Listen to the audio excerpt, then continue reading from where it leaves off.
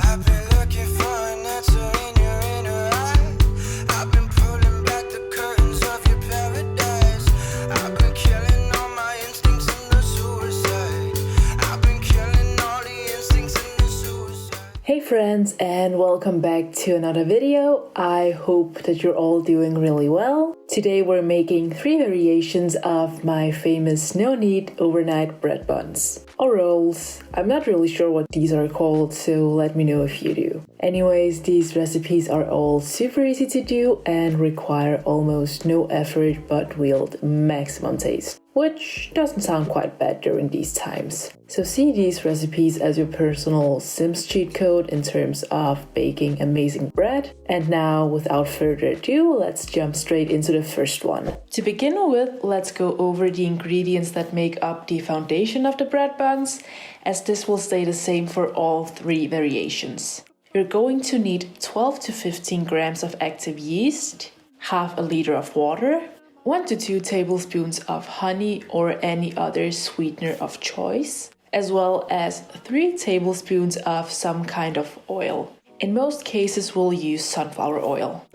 When it comes to flour, I like to mix it up from time to time. In today's video, you'll be using 2 deciliter of oats, 2 deciliter of some kind of whole wheat flour. I tend to use graham flour, which is quite common in Denmark, but you can use whatever you have at hand. And lastly, you're going to need all-purpose flour and some salt. When it comes to the amount of all-purpose flour that you'll need to use, it all depends on which variation you choose to make, as well as the quality of the flour that you use. The amount of liquid will change for each variations, as recipes with grated fruits or veggies will contain more liquid, and you'll therefore need to add more flour.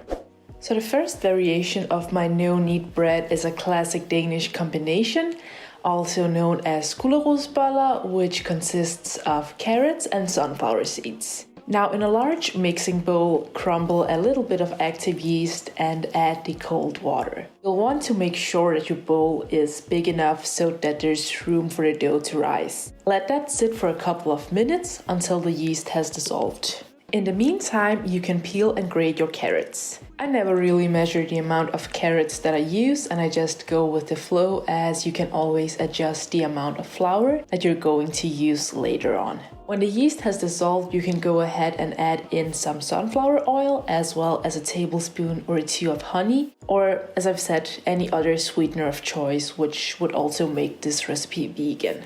Now, let's start out by adding 2 deciliter of oats as well as 2 deciliter of whole wheat flour. Next, I'm adding in the grated carrots as well as some sunflower seeds. As you can see, I'm eyeballing all of that as well, which is honestly one of my favorite things about this recipe, as it's really hard to mess up and you can just use what you have at hand. By adding this as the last thing, I'm able to control the dough and the consistency that I'm going for. So usually I start out by adding 2 to 3 deciliters right away, and then I just add 2 tablespoons of salt as well. Now you just keep adding some all-purpose flour until you've reached the desired consistency. The dough should be hard to mix and kind of look like a very thick oatmeal, but at the same time you don't want it to be overly dry either. If you want to, you can also add a tablespoon of sourdough, which kind of makes the bread more crisp on the outside, but this is totally optional, and normally I just do it because I don't want to waste sourdough. Now, if you've never made this kind of bread before, it might look all scrappy and weird, but trust me on this one, it will turn out amazing. Cover the bowl with some plastic wrap or a moist dish towel and let it rest overnight in the fridge. If it's cold enough, you can also let it rest on the balcony should you have one, but don't do that if it's freezing outside. Also, in terms of the term overnight, I know that's very subjective, but I usually like to prepare these before I go to bed, and then I just bake them the first thing in the morning. Feels like sometimes I get so blue, there's no one getting. The next day, we're ready to bake some bread. Preheat the oven to about 200 to 220 degrees and add some parchment paper to your baking sheet. When making these buns, I like to use 2 spoons, and then I just randomly create something that kind of assembles bun. Also, as you might notice, the dough is actually a little bit runny, but that's because the first time I filmed these rolls, I didn't use enough flour. I still wanted to include it in this video though, just to show you that no matter what you do, you'll still end up with edible bread rolls. They'll just be on the flatter side. Also, when my brother had to cut them, he kind of failed and I had to tease him, but that's how siblings are. When you're done creating the random bun shapes, bake them for around 6 minutes and then turn the heat down to about 180 degrees. Continue to bake them for around 12 to 15 minutes or until the buns are crispy and golden on the outside while being soft on the inside. And voila! You are done. The carrot sunflower seed combo is such a classic here in Denmark, so if you haven't tried it yet, you absolutely must. We usually eat these with some butter and some cheese, which is something that basically all Danes do. But here I also ate mine with a veggie quinoa patty, which I highly recommend doing as well.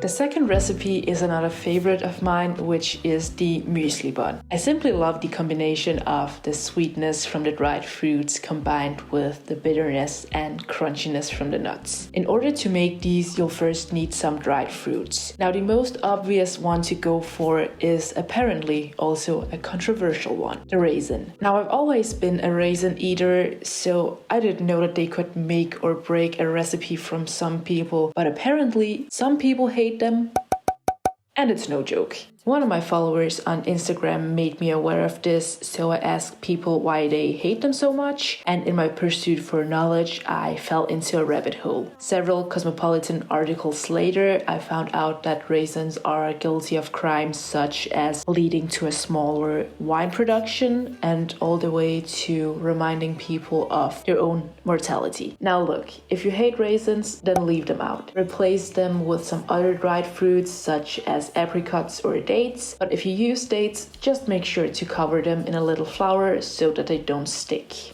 The rest of the muesli components could be things such as nuts or seeds. For nuts, I like to use walnuts as they give a nice crunch and bitterness. And for this video, I even found this mix in Lidl, but I think that I prefer to make my own muesli mix as I wasn't too fond of the almonds in the bread, but oh well. Other than that, I decided to add some chia seeds and some flax seeds, but you can totally leave these out. Lastly, I decided to add some grated zucchini, but here you could actually also go for apples. So just as before, you're going to follow the same structure where you let the yeast dissolve before adding in the other ingredients. But this time you'll just need to add more flour as zucchini tends to have a higher liquid content than carrots. When you're done mixing it all together, cover it with some plastic wrap and then I'll see you all tomorrow. His touch, his kiss, your name on his lips, he's no competition. I don't know how much longer. By now you know what we need to do, so preheat your oven and bake these for around 15 to 20 minutes. And that was it for the second variation.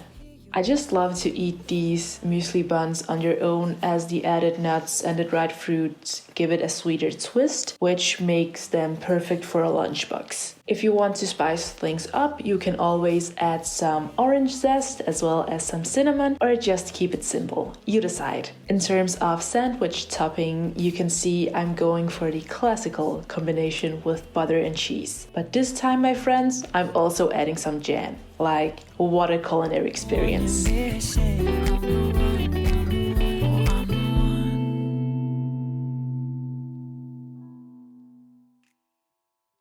Last but not least, we have these wonderful buns filled with feta cheese, sun-dried tomatoes, and olives. This combination is to die for, or at least if you love the before mentioned ingredients, and I just love the kind of Italian vibe that I get from these buns. Then again, my brother couldn't stand the sun-dried tomatoes in this bread, so it depends on your taste buds. For this variation, we're yet again following the same structure and the same measurements as with all the other recipes. So when you've prepared your yeast, you can go ahead and chop some olives in half, and the sun-dried tomatoes are going to be chopped into smaller pieces. Now prepare the first part of the batter, and then you can go ahead and add the things that you just chopped. Also, if you have some fresh oregano at hand, add that to the dough.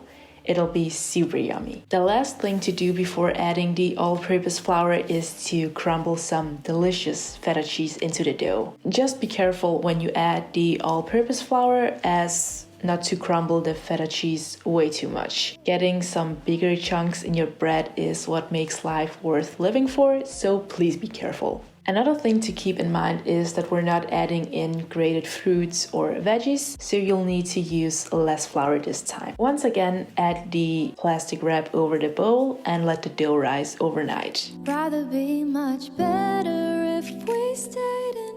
The next day, you're ready to shape and bake your bread, so get your spoons and make yourself some rolls. If you want to, you can also add some garnish to your bread.